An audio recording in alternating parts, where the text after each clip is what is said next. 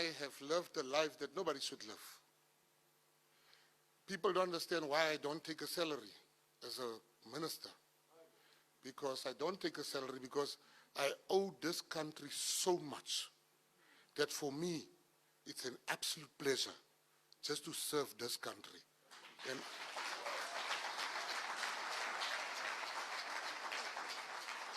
people have forgiven me. People have forgiven me because Nelson Mandela taught us forgiveness. I am the product of the kindness of strangers. I am what I am because there was a man that lived called Nelson Rolihlahla Mandela. Nelson Mandela is our North Star. Nelson Mandela is the best thing that ever happened to us. And my call today is for each and everybody here to find the Mandela in you. Because so many of us has moved away from the Mandela in us. South Africa has walked away. We have failed Nelson Mandela. Freedom Park has failed Nelson Mandela. My department has failed Nelson Mandela. Government has failed Nelson Mandela. Citizens has failed Nelson Mandela. Business has failed Nelson Mandela. White people has failed Nelson Mandela. Black people has failed Nelson Mandela. And I tell you why I'm saying so. Because there are young people today, and maybe you don't want the visitors to know, but they have to know. There are young people today that call Nelson Mandela a sellout. I know it, and you know it. The reason why they call him a sellout is because when the hunter tells the story of the hunted, he will tell not the story of the hunted, he will tell the story of the hunter. We have not done sufficiently as South Africans to talk about this icon. The word sellout and the word Nelson Mandela does not belong in one sentence. We have failed Nelson Mandela. Nelson Mandela will be ashamed if he has a view of South Africa today. White people still have everything. White businesses have not shared sufficiently. Black people has adopted the mannerisms of the erstwhile oppressor. Because I come from the colored community, which were there during the times of Krotua. But today, legislatively, there's a difference between colored and black. Colored people today are not seen as Africans. While the first person Nelson Mandela hired was Professor Jakes Gerwel by his side. Then some fools come and they decide colored people cannot be black. While colored people, let me tell you something today. When Solomon Mahlangu was hanged, Frank Rivers was hanged. When Steve Biko was killed by the police, Ashley Creel was killed by the police. When Nelson Mandela was on Robben Island, Harry the Strandloper was the first president on Robben Island. When Walter Sisulu was on Robben Island, South Africa had many other prisoners on Robben Island. I came here today to tell you, we are one people. The way Nelson Mandela never saw Ahmed Kathrada as lesser than him. But legislatively, Indian people are not being treated the same as black people in this country. Colored people are not the same. We need to look in the mirror and fix that. We should not avoid the national question. We are one people. We fought one struggle. We went to one prisoner. We are the children of Mandela. And you cannot bring Mandela's name in disrepute. In my community, you do get racist people. In your community, you do get racist people. We should not be known by the worst of us. We should be known by the best of us.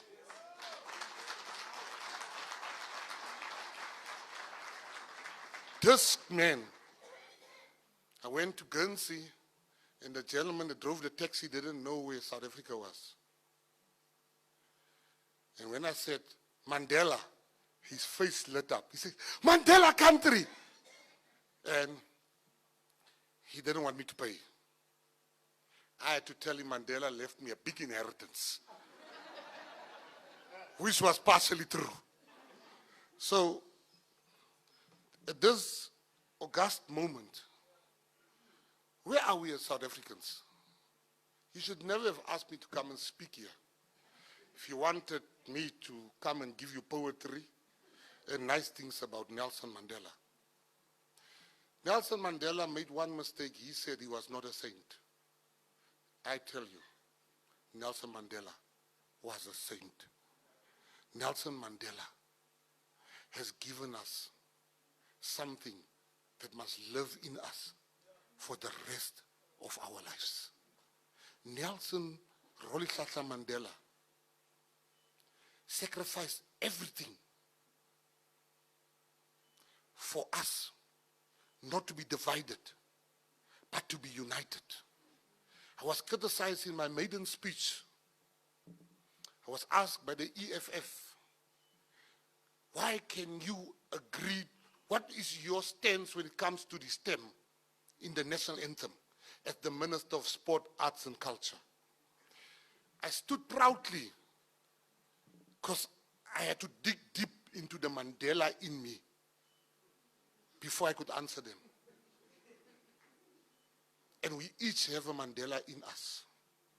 And I said to them, I'm very proud of this STEM because it's a testament of where we were and where we are today.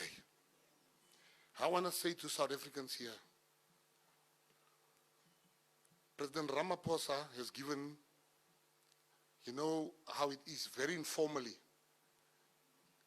The leaders in the GNU, we would talk, what do you want? What do you want? Which ministry you want? And I said, I want Home Affairs for particular reasons which I will just elaborate on shortly. And I said, I want police as number 2. And I asked my friends, what can I say as number 3? And I never knew my friends are so selfish and such cheapskates, because they then, Mambaleka, they then said, I must get sport, because they want free tickets. It wasn't for any good reason. It was for very selfish reasons. Because I love my selfish friends. I then said, sport, arts and culture. When the president called at 6:30 p.m., and he said,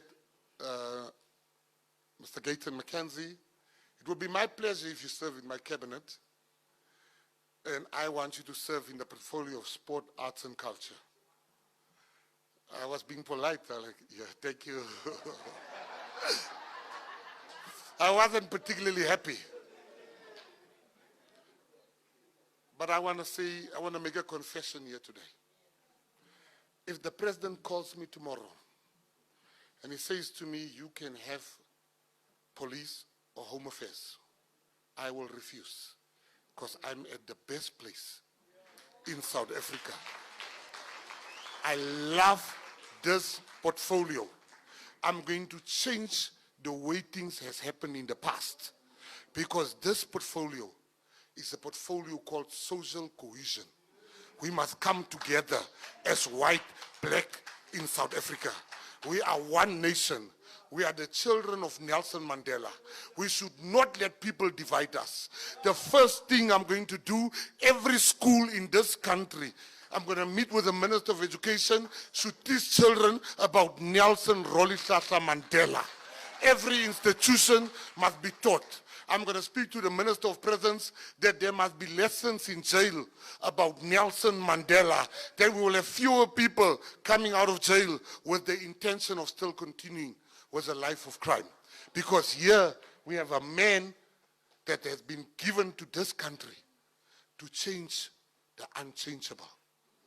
And you must never forget that we are the children of Nelson Mandela. And as a Minister of Sport, Arts and Culture, I want to say to you, Many people see this department as a lesser department. They are about to see. I'm already, truth must be told, I'm already the best minister. I'm not saying that. News 24, my biggest hater, said that this morning. So who am I to argue with my haters if they think I'm great? But I want to end this by telling you about the GNU. You know, great men take the road less traveled. It was very easy for Nelson Mandela to be populist. But he didn't. He took a decision. We all look forward to the name of the Springbok. Mandela was a saint. We all look forward to the Springbok name change. Majority of us sport people.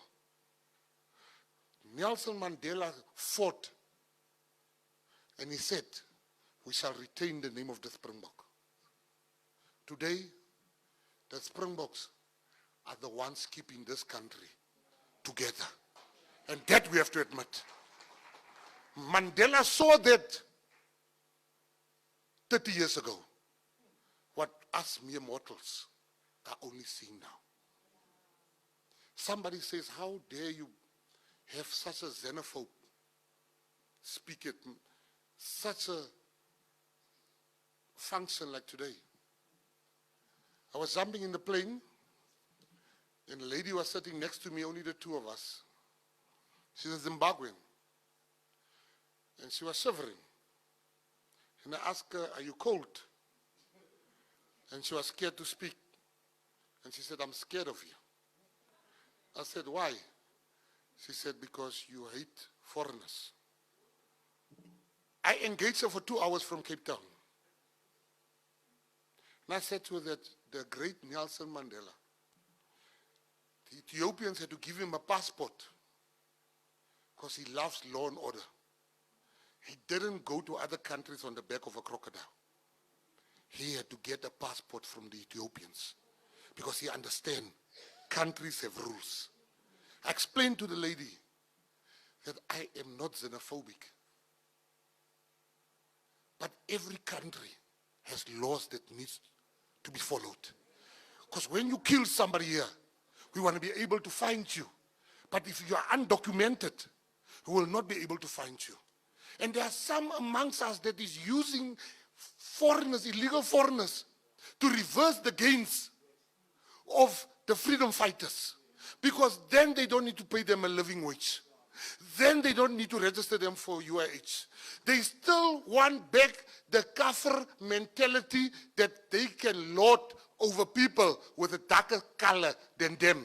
Hence, they act like they care for those foreigners. And they don't. They are using them because they want to lord over them the way they lorded over us before we were released from the bondage of apartheid. You have scientists from Zimbabwe being gardeners in this country. How can that be right? You have teachers being waiters from Zimbabwe. How can that be right? They are being exploited. I will never be a spectator to the exploitation of another black man or white man or colored man for as long as I'm alive. Everybody coming to this country, come through the right channels and you shall be feeling our great hospitality in this country.